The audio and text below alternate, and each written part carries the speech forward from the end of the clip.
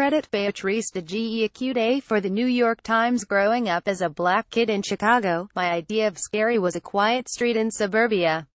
I felt this way because that is where the scariness usually begins in horror movies.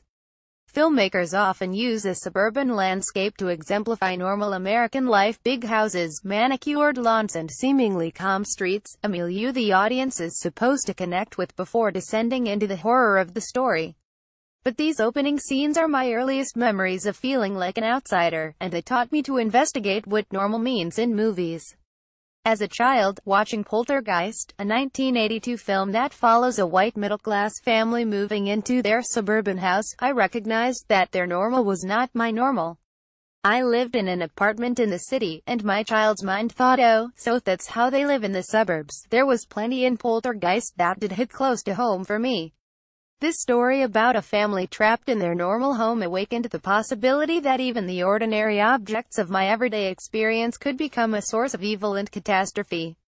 Nothing would ever feel truly safe again, not after seeing the static on a television screen become a channel for communicating with the dead. I made sure to close my bedroom closet door tightly for years after watching a similar closet door turn into a hell-raising portal to the underworld. And I would never, ever keep a clown in my room. These days, I cannot help but notice moments on the screen meant to signify normalcy. I rely on them to tease out information about the characters' worlds and the cultures they are based on.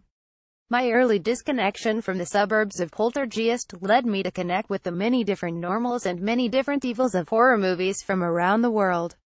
Witnessing these different realities helps me see that my own everyday existence can yield stories worth telling. Nicole Feynman is a staff editor for video at the Times. For this newsletter, we tried to uncover what it is that horror movies teach us about ourselves and each other. We asked horror movie fans what they have learned about their identity or culture from a particular film or character, or how their identity relates to other cultures. When I was a kid, my family, like many black families, did not go camping or backpacking. We didn't have that luxury, nor did we find it fun. We were rarely in the woods during the day, and stayed far, far away from them overnight. That mystery of what might be out there in the wee hours fueled my imagination for years. It made me curious about the Friday the 13th movies growing up, though I was too afraid to watch them when I was young. And it may be why my favorite horror film is The Blair Witch Project. It's the ultimate woods freakout, where characters get lost among the leaves and end up hungry, cold, and hunted. And yet the hunter remains unseen by audiences. I think the best horror is the kind that shows you less, leaving your own imagination to fill in the details. And mine has always run wild. My relationship with camping has gotten much better, but there is something still very creepy about the woods. Mikado Murphy is a senior movies editor at the Times. Jason in the scene from the 1978 John Carpenter film Halloween. Credit Compass International Pictures. Lots of kids, Asian kids especially, grow up forced into piano lessons. There were lots of scales. Right hand first, then left hand, Beethoven for beginners and so forth, really dry stuff. So I'll always remember being floored when I watched John Carpenter's Halloween for the first time, a poorly taped VHS copy of a copy, probably, which only made it scarier. I couldn't get over the soundtrack. It was simple but terrifying all by itself. When I later learned that it was in an odd time signature, featured lots of black keys, and was composed by Carpenter himself, I appreciated it even more. In those years, if you were ever at a family gathering in a house that had a piano, there'd be a show-off who was, like, a prodigy or a Juilliard student or whatever. Yet eventually they'd break out the Halloween theme song. Da-da-da-da-da-da-da-da-da-da-da-da-da-da-da. It was like Stairway. Everybody played it. John Woo is a senior editor for video at the Times and an occasional moonlighting musician. I love how often horror movie monsters can become allegorical stand-ins for what scares us. Back in high school, I came across the 1943 movie I Walked with a Zombie, and was floored by how this suspense movie dealt with repression, fear and racism. It caught my attention because my family is from a Caribbean island, and I grew up with stories about Santeria. Loosely based on Jane Eyre, the movie follows a nurse who is hired to care for the catatonic wife of a wealthy sugar plantation owner in the Caribbean. I Walked with a Zombie is upfront about the island's tragic history of slavery and the slave trade, even as some of its white characters would rather minimize their unsavory past to focus on the romantic melodrama. The white characters dismiss the blacks' voodoo practices, and their ignorance leads to fear of their non-white neighbors. I remember feeling relieved when it turned out that the movies exoticized other wasn't the villain. As for people in power who don't know their history now, that's scary. Monica Castillo is a film writer for Watching at the Times.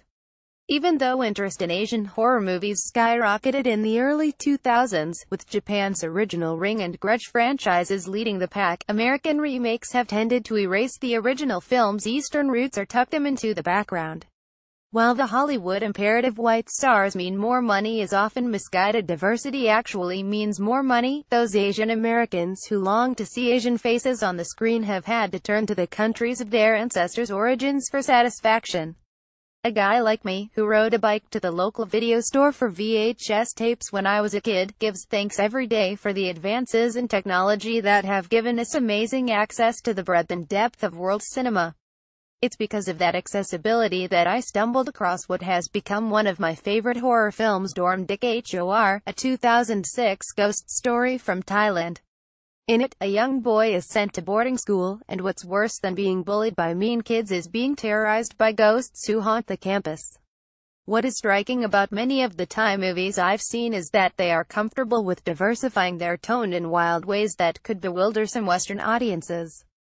A movie can veer from broad comedy to high melodrama in an instant. In Dorm, viewers are treated to creepy atmospherics, jump scares, coming-of-age drama, spiritual inquiry, and, ultimately, emotionally moving reveals. Life isn't one genre. Why should movies be? Prince Gomovilas is a playwright and writer. I am a mixed-race black woman, but I was raised in a white family and taught to identify as white. It took me years as an adult to develop my own sense of self as a person of color. Watching Jordan Peele's Get Out and seeing Georgina struggle with the white women inside of her felt chillingly real to me. The horror of being internally suppressed by whiteness at the hands of people who are supposed to care about you, in a well-appointed suburban home where everything looks perfect from the outside, was something I had experienced growing up. Get Out made an impact on me because it was the first time I had seen the emotional trauma of my own experience dramatized and articulated on screen. Sarah Valentine is a writer.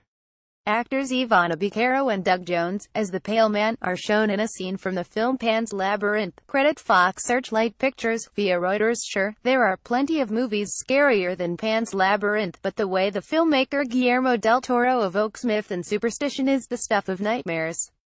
I'll never forget the first time I saw The Pale Man, a grotesque, gluttonous, child-eating monster with eyes in the palms of its hands. The Pale Man stuck with me.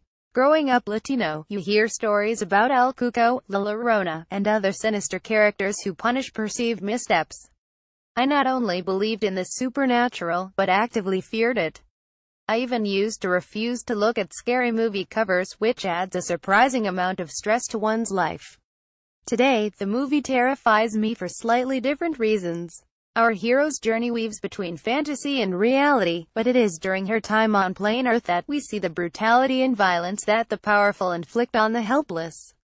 Pan's Labyrinth is a haunting reminder that evil exists among us, not just tucked away in the netherworld. Axel Boda is a multimedia journalist.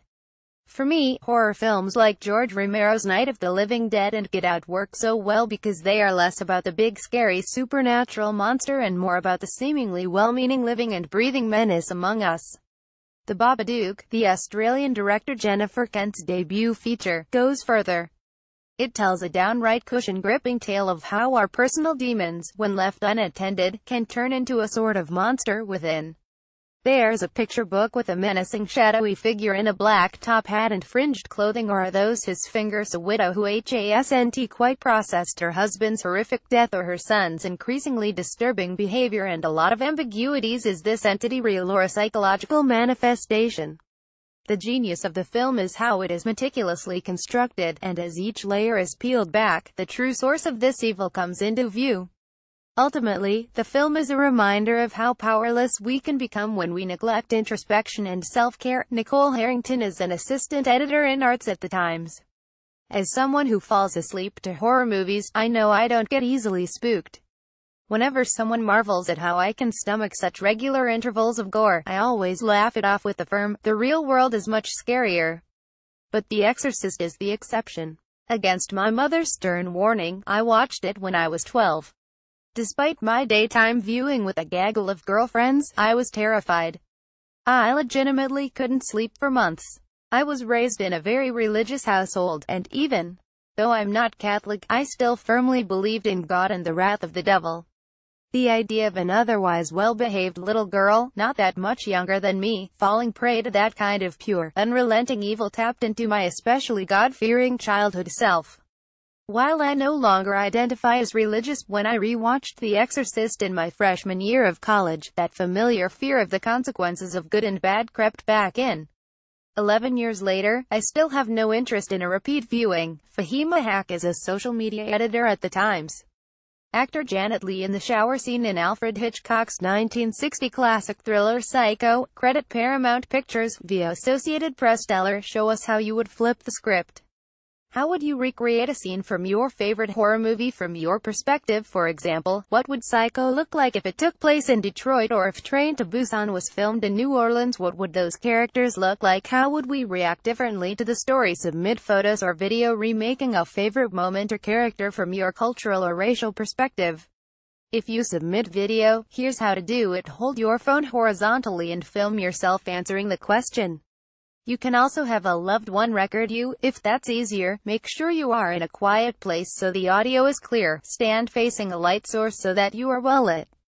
If the light is behind you, you'll be silhouetted. Also, try not to have too much clutter around that will distract viewers. Start recording a few seconds of silence before you speak and keep on recording for a few seconds after you're done. Watch the clip to make sure you are happy with the audio and lighting. Email the video clip to racerelated@nytimes.com. Please keep your responses clear and concise, 1 to 2 minutes. Lauren Harris contributed reporting.